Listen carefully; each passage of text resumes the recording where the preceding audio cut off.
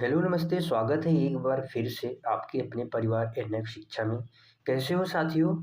I hope so अच्छे होंगे और अपनी पढ़ाई अच्छे तरीके से कर रहे होंगे। साथियों, आज एक नई क्लास है जहाँ पे हम हिंदी को पढ़ेंगे। हिंदी में आज हम पढ़ने वाले हैं व्याकरण। हम हिंदी को 2 खंड में पढ़ेंगे साथियों, वो भी थ्योरी के रूप में, जो सभी एग्ज़ाम्स के लिए आप चाहे यूपी बोर्ड में हैं या सीबीएसई बोर्ड में या आप कभी कोई भी वनडे एग्ज़ाम दे रहे हैं, सबके लिए महत्वपूर्ण होने वाली है क्लास। आप चाहे 10वीं में, 12वीं में या बीए, एमए या आप किसी भी वनडे एग्ज़ाम्स की तैयारी कर रहे हैं, तो उसमें ये क्लास हेल्पफुल मिलेंगी। इस तरीके तक हम पढ़ाई पढ़ेंगे। तो हिंदी को तो क्लास को शुरू करते हैं। हिंदी को हम 2 भागों में पढ़ेंगे। हिंदी को और टोटल बेस्ड जहाँ थ्योरी रहेगी साथियों, और हम लिखने की पूरा कोशिश करेंगे, और आप भी अपने साथ ही मेरे साथ ही लिखें और अपने नोट्स बनाएं, खुद के नोट्स बनाएं। ठीक है साथी? हिंदी को हम 2 भागों में पढ़ेंगे। कौन-कौन से भाग हैं आपको बता देते हैं सबसे पहले, क्लास शुरू होने से पहले, जिससे आपको याद रहे। ठीक है साथी? पहले भाग में हम व्याकरण पढ़ेंगे। सबसे पहले भाग में व्याकरण, और व्याकरण में वर्णमाला से संज्ञा, सर्वनाम से लेके सब कुछ, तत्सम, तद्भव, काल, कारक वगैरह सब कुछ हिंदी व्याकरण में जो कुछ भी आएगा सब पढ़ेंगे। उसके बाद हिंदी भाषा साहित्य पढ़ेंगे, यानी साहित्य। उसके बाद हम साहित्य पढ़ेंगे। ठीक है साथी? और सबसे पहले हम व्याकरण ही पढ़ेंगे और व्याकरण को पूरा एकदम अच्छे से समझेंगे। इसी के साथ में अब हिंदी व्याकरण की हम पहली क्लास शुरू करते हैं। अगर आप हमारे चैनल पे नए हैं तो चैनल को सब्सक्राइब करें, वीडियो को सभी के पास शेयर करें जो 10वीं, 11वीं, 12वीं, बीए, एमए या किसी भी वनडे एग्ज़ाम्स की तैयारी कर रहे हैं, उनके लिए हेल्पफुल मिलने वाली है। और ये क्लास एकदम बेहतरीन होगी, थ्योरी होगी, एकदम बेस्ट तरीके से करेंगे साथ। ठीक है? तो साथियों, हम हिंदी व्याकरण में सबसे पहले हम क्या पढ़ेंगे? वर्णमाला। सबसे पहले हमारा टॉपिक रहने वाला है वर्णमाला। हेडिंग बना लीजिए, वर्णमाला। आसान से शब्दों में समझेंगे साथियों हम, आसान से शब्दों में, जिससे समझने में कोई परेशानी ना हो। इसकी डिफिनीशंस एक अलग तरीके से समझेंगे, जिसे हम कभी भूल ही नहीं सकते। अलग तरीके से अपनी भाषा में जो डिफिनीशंस है वो समझने की कोशिश करेंगे, जिसे हम कभी भूलें ना। ठीक है साथी? वर्णमाला आखिर है क्या? हिंदी वर्णमाला की बात कर रहे हैं हम। हिंदी वर्णमाला की डिफिनीशंस है, वर्ड वर्ड जो होते हैं उनका व्यवस्थित समूह। जैसे हमने वर्ड कहा, इसकी डिफिनीशंस हम लिख लेते हैं। वर्डों का जो व्यवस्थित समूह है, वर्डों के वर्डों के व्यवस्थित समूह को व्यवस्थित व्यवस्थित समूह को क्या कहते हैं? वर्णमाला कहते हैं। वर्णमाला कहते हैं। कैसे व्यवस्थित समूह है, आइए देखते हैं। व्यवस्थित समूह में जैसे हमने लिखा यहाँ पे, जैसे हमने लिखा ख, च, छ, ज, भ, है। हमने यहाँ पे कुछ वर्ण लिखे, इससे आपको समझ में आ रहा है क्या? ख, ग, च, ये तो वर्ण तो हैं, लेकिन इनका कोई क्रम निश्चित नहीं है, इनका कोई व्यवस्थित समूह नहीं है। व्यवस्थित समूह को ही वर्णमाला कहते हैं। अगर समूह की बात की जाए, समूह अगर व्यवस्थित रहेगा, जैसे हमने लिखा क, जैसे हमने लिखा क के बाद हमने लिखा ख, ख के बाद ग, फिर घ, फिर अंग। अक्सर हम अपनी स्टार्टिंग की क्लास में फर्स्ट, सेकंड, थर्ड में पढ़ते हैं, क से कबूतर, ख से खरगोश, ग से गमला। ये स्टार्टिंग पीरियड, ये क्रम है वर्णमाला का। ठीक है साथी? याद रखेंगे। हम एकदम जीरो से पढ़ रहे हैं साथी, कोई भी टेंशन नहीं। आप हिंदी का सीखना भी चाहें तो हिंदी बड़े आसानी से सीख सकते हैं। ये है एक व्यवस्थित समूह वर्णमाला। और वर्णमाला को लिखने के लिए अक्षर की आवश्यकता होती है, वर्ण की आवश्यकता होती है, उसके लिए हमें एक ध्वनि की आवश्यकता होती है। हमने कुछ बोला, जैसे हमने बोला क, क्या है? एक वर्ण भी है, अक्षर है, ध्वनि है। ध्वनि, अक्षर क्या है? आइए इसके बारे में सबसे पहले समझ लेते हैं अक्षर के बारे में। अक्षर आखिर है क्या?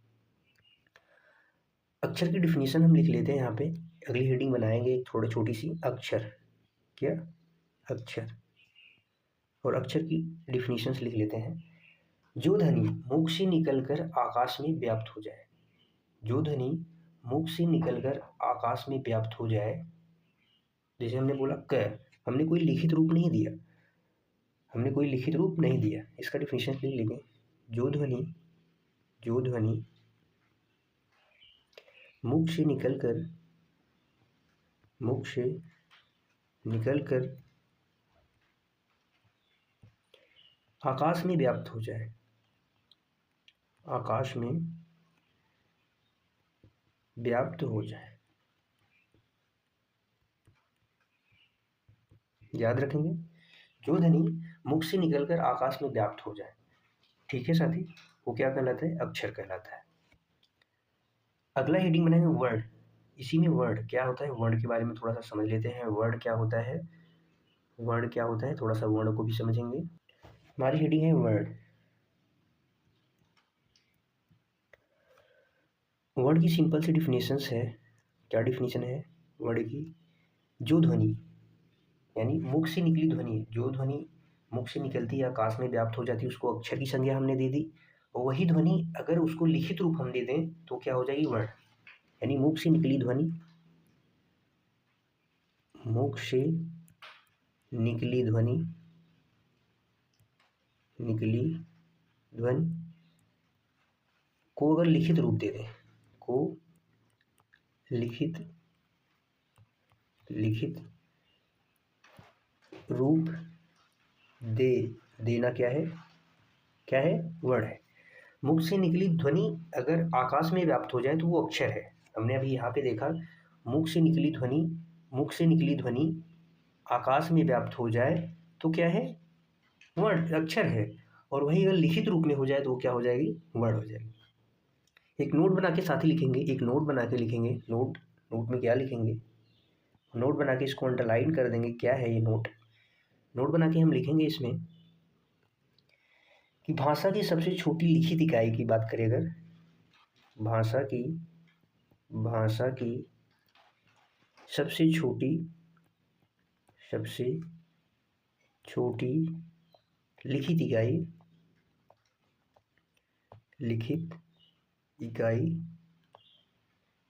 सबसे छोटी लिखित इकाई क्या है?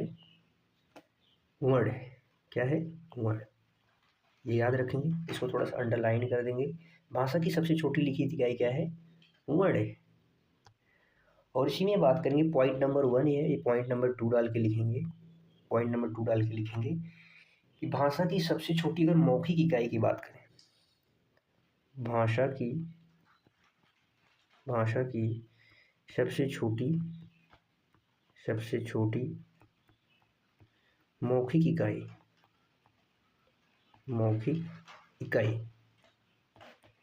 भाषा की सबसे छोटी मौखिक इकाई की बात करें तो क्या हो जाएगी? ध्वनि।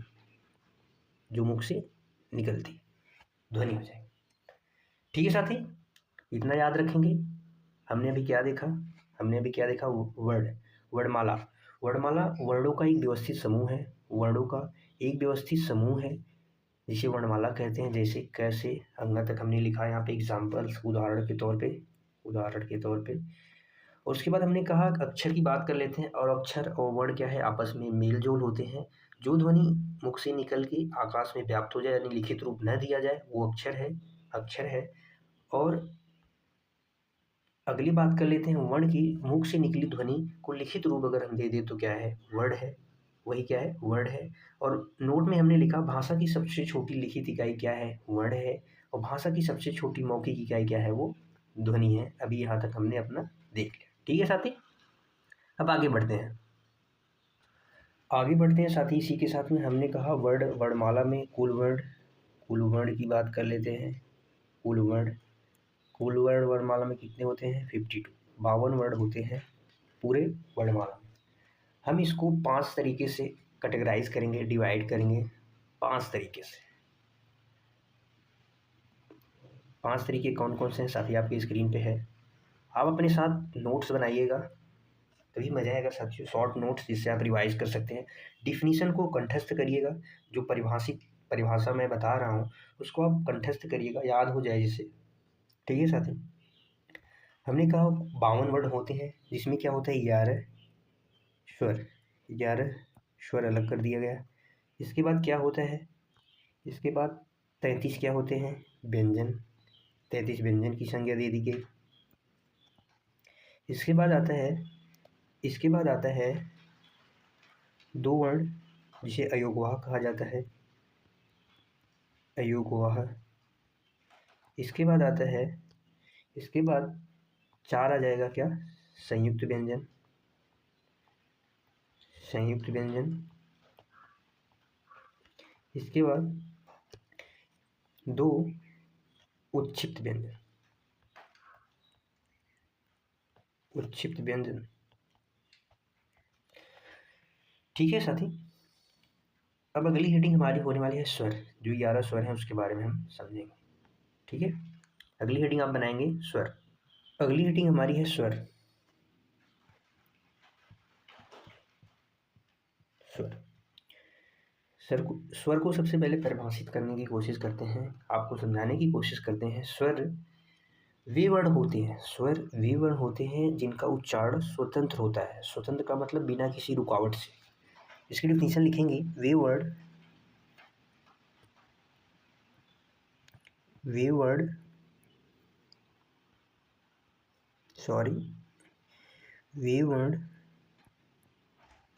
जिनका उच्चारण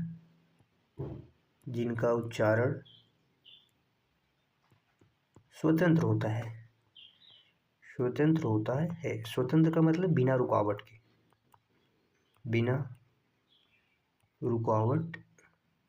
के रूप में होता है। क्या कहलाता है? स्वर कहलाता है। क्या कहलाता है? स्वर कहलाता है। स्वर कौन कौन से हैं? आइए देखते हैं स्वर कौन कौन से हैं। स्वर में ए, आ, छोटी, बड़ी, छोटा ऊ, बड़ा ऊ, इसके बाद री से ऋषि, फिर ए से, फिर ए आ जाएगा, ओ, फिर इसके बाद ओ। ये टोटल कितने हैं? 11 हमने स्वरों की बात कर ली। ठीक है, अगली हेडिंग बनाएंगे व्यंजन। अगली हेडिंग हमारी कौन सी रहेगी? व्यंजन। अगली हेडिंग है व्यंजन। नेक्स्ट पेज पे हम व्यंजन की हेडिंग बना लेते हैं, व्यंजन।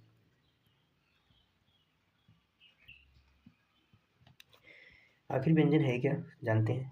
वे वर्ण, सिंपल सी डिफिनीशन है इसकी, वे वर्ण जो स्वतंत्र रूप में नहीं बोले जाते। लिखेंगे, क्या लिखेंगे? वे वर्ण जो स्वतंत्र रूप में नहीं लिखे जाते हैं। स्वतंत्र रूप में नहीं लिखे जाते, अर्थात नहीं लिखे जाने का मतलब अर्थात स्वरों की सहायता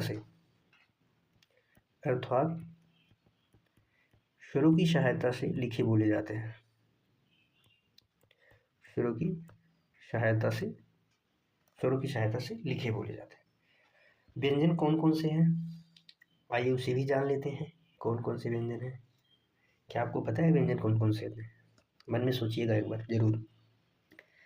सबसे पहले क वर्ग के वर्ण आएंगे, क, ख, ग, घ, ङ, च, छ, ज, झ, ऐ, ट, ठ, ड, ढ, अन, त, थ, द, ध, न, प, फ, ब, भ, म। इसके बाद य, र, ल, व, श, है। हमने अभी तक क्या क्या देखा साथियों, एक बार फिर से रिवाइज करने की कोशिश करते हैं। हमने अभी क्या क्या देखा? वर्णमाला में वर्णों का व्यवस्थित समूह जिसे वर्णमाला कहते हैं। एग्जाम्पल के तौर पे हमने देखा क, ख, ग, घ, अंग। फिर उसके बाद कहा वर्णों को लिखने के लिए एक अक्षर, ध्वनि और वर्ण की जरूरत होती है। तो अक्षर क्या है? वो ध्वनि जो मुख से निकल के आकाश में व्याप्त हो जाती है। वही अक्षर को हम अगर लिखित रूप दे दें तो क्या कहलाती है? वर्ण कहलाती है। उसी के बाद हमने बात करा वर्ण की। फिर हमने नोट में लिखा भाषा की सबसे छोटी लिखित इकाई क्या है? वर्ण है। फिर भाषा की सबसे छोटी मौखिक की बात करें जो बोली जाती है, अगर उसकी हम बात करें तो क्या हो जाएगा? ध्वनि हो जाएगा। फिर इसी के बाद में हमने समझा कि कुल वर्ण कितने होते हैं, हमने कुल वर्ण को बांटा जिसमें स्वर आ गया, स्वर। फिर व्यंजन, हमने व्यंजन की बात कर ली है। स्वर 11 होते हैं, व्यंजन 52 वर्णों को हम पाँच पाँच तरीके से डिवाइड किया है। स्वर 11, व्यंजन 33, अयोगवा 2 होते हैं, संयुक्त व्यंजन 4 होते हैं, उच्छिष्ट व्यंजन जो होते हैं 2 होते हैं। हमने अगली हेडिंग में समझा स्वर क्या होते हैं। स्वर क्या होते हैं? स्वर वे वर्ण जिनका उच्चारण यानी स्वतंत्र होता है, बिना रुकावट के होता है। और स्वर कौन कौन से हैं? हमने देखा स्वर कौन कौन से होते हैं, ऐसे आ तक, फिर उसके बाद ओ से औ तक में हमने देखा। फिर अगली स्लाइड में हमने देखा कि व्यंजन क्या होते हैं और कौन कौन से हैं व्यंजन। हमने देखा व्यंजन वे वर्ड जिनका उच्चारण स्वतंत्र रूप में नहीं लिखे जाते, जो स्वतंत्र रूप में नहीं लिखे जाते अर्थात स्वरों की सहायता से लिखे बोले जाते हैं, वो क्या कहलाते हैं? व्यंजन कहलाते हैं। और कौन कौन से हैं? क से अंग तक पूरा हमने लिखा, स से है तक। ठीक है साथी। अब हमारी अगली हेडिंग क्या होने वाली है? हमारी अगली हेडिंग होने वाली है, अगली हेडिंग क्या होने वाली है? अयोगवा।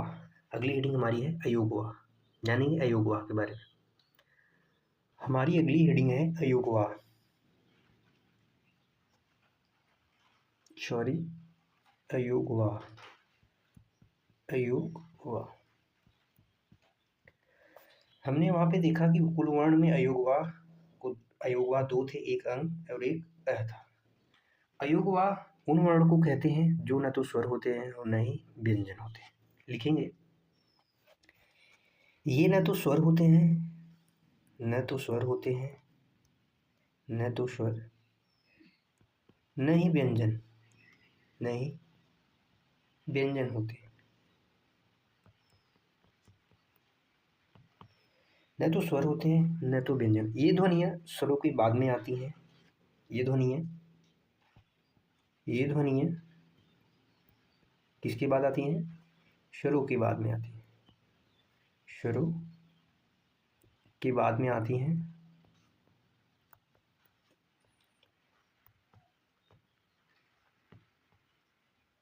और उनके साथ ही मिलकर क्या होती है? अर्थपूर्ण शब्द बनाती हैं। कौन कौन से हैं अयोगवा? अयोगवा 2 वर्ण कौन कौन से हैं? एक अंग है, इसके बाद एक अ है। ठीक है साथ। अगली हेडिंग बनाएंगे संयुक्त व्यंजन। संयुक्त व्यंजन हमारी अगली हेडिंग है संयुक्त व्यंजन। संयुक्त व्यंजन कुल 4 होते हैं। संयुक्त व्यंजन वे व्यंजन होते हैं जो 2 व्यंजनों से मिलकर बने होते हैं। सिंपल सी डिफिनीशन लिख लेंगे साथी, जो 2 या 2 से अधिक, 2 या 2 से अधिक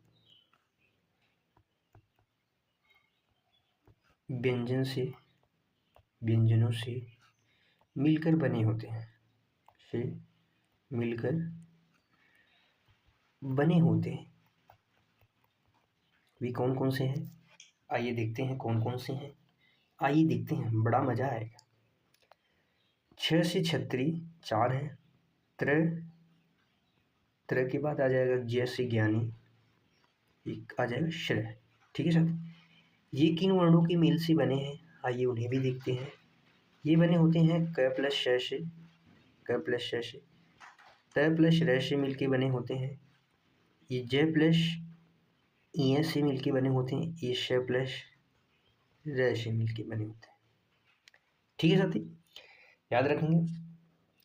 अगली हेडिंग बनाएंगे उच्छिष्ट व्यंजन। उच्छिष्ट व्यंजन हमने बताया था 2 होते हैं। उच्छिष्ट व्यंजन हमने देखा, उच्छिष्ट व्यंजन जिसे ताड़नजात या द्विगुण व्यंजन भी कहते हैं, वो कितने होते हैं? 2 होते हैं, ड और ढ। जैसे एग्जाम्पल के तौर पे हमने लिखा लड़का, हमने लिखा लड़का पढ़ाई, हमने लिखा लड़का पढ़ाई और पहाड़। लड़का में अड्ड इस्तेमाल हुआ है, ये क्या है? उच्छिष्ट व्यंजन है। पहाड़ में अड्ड इस्तेमाल हुआ है, ये क्या है? उच्छिष्ट व्यंजन है। पढ़ाई में अढ़ इस्तेमाल हुआ है, अढ़, वो क्या है? उच्छिष्ट व्यंजन है। आइए इसको जानते हैं कि किन इनके 5 नियम इसमें हैं। 5 नियम ऐसे हैं जिनमें उच्छिष्ट व्यंजन का प्रयोग नहीं होगा, बाकी सब में उच्छिष्ट व्यंजन का प्रयोग होगा। वो 5 नियम कौन कौन से हैं? आइए थोड़ा सा एक नज़र उसको भी देख लेते हैं। उच्छिष्ट व्यंजन के 5 नियम पहले लिखेंगे हम। 5 नियम, 5 नियम जिनमें उच्छिष्ट व्यंजन का प्रयोग उत्क्षिप्त का प्रयोग नहीं होगा, नहीं होगा। वो कौन कौन से, आइए देखते हैं। नंबर 1 पे आप हेडिंग बनाएंगे। नंबर 1 हेडिंग बनाएंगे। नंबर 1 जैसे किसी शब्द की शुरुआत में, किसी शब्द की शुरुआत में, शब्द की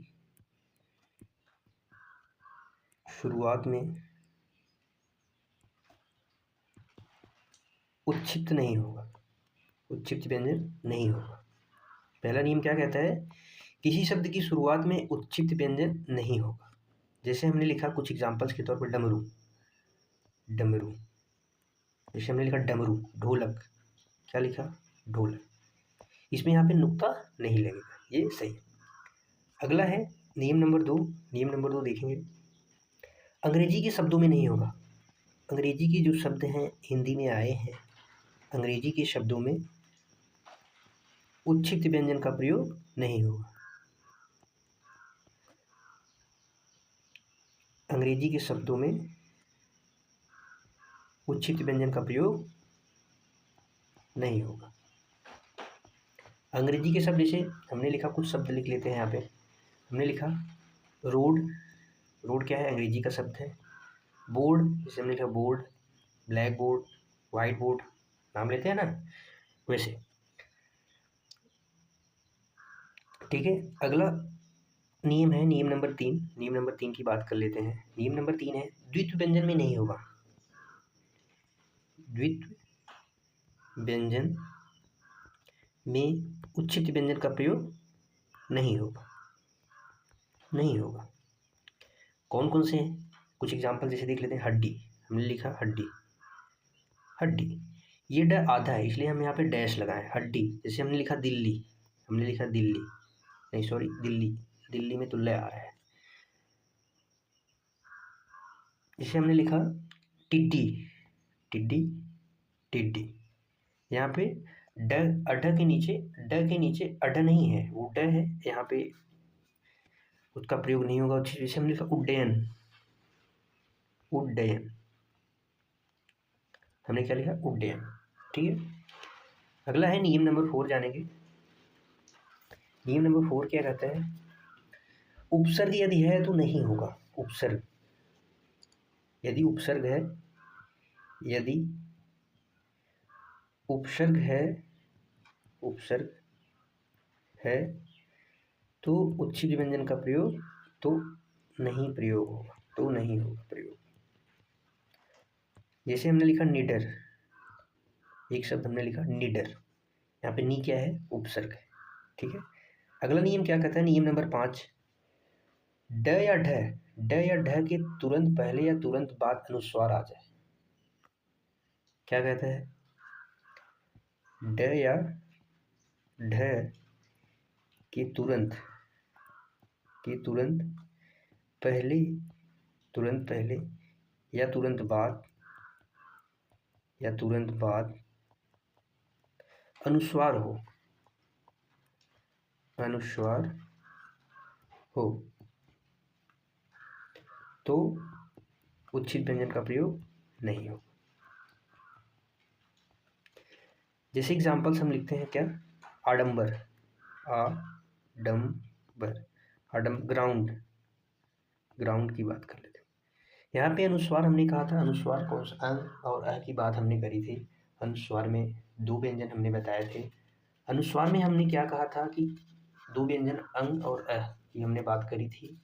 2 व्यंजन हैं, अयोगवाह जो है, अयोगवाह वर्ण को अनुस्वार भी कहा जाता है। लास्ट का 5वां अक्षर होता है जो सभी वर्ण के।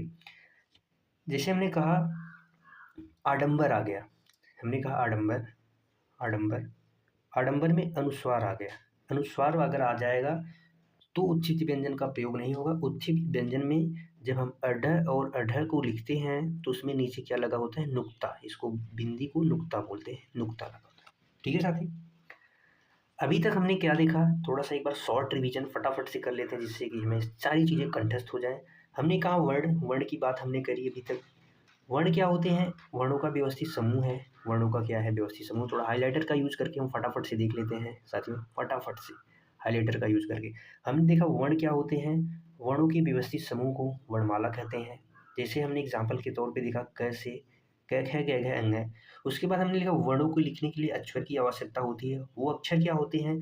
अक्षर क्या होते हैं? जो ध्वनि मुख से निकल कर आकाश में व्याप्त हो जाए वो क्या कहलाती है? अक्षर कहलाती है।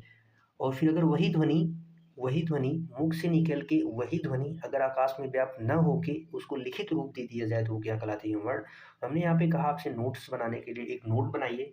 नोट में लिखिए भाषा की सबसे छोटी लिखित इकाई क्या है? वर्ण है। और भाषा की सबसे छोटी मौखिक इकाई जो बोली जाती है वो क्या है? ध्वनि है। इतना याद रखेंगे। इसी के बाद हमने सीखा कि कुल वर्ण जो होते हैं 52 होते हैं। कुल वर्ण कितने होते हैं? 52 होते हैं, जिनको 5 तरीके से डिवाइड किया गया है। कौन-कौन से हैं? स्वर, जिसमें स्वर 11 होते हैं, व्यंजन 33 होते हैं, अयोगवान वर्ण 2 होते हैं, संयुक्त 4 होते हैं, उच्छित व्यंजन कितने होते हैं? 2 होते हैं।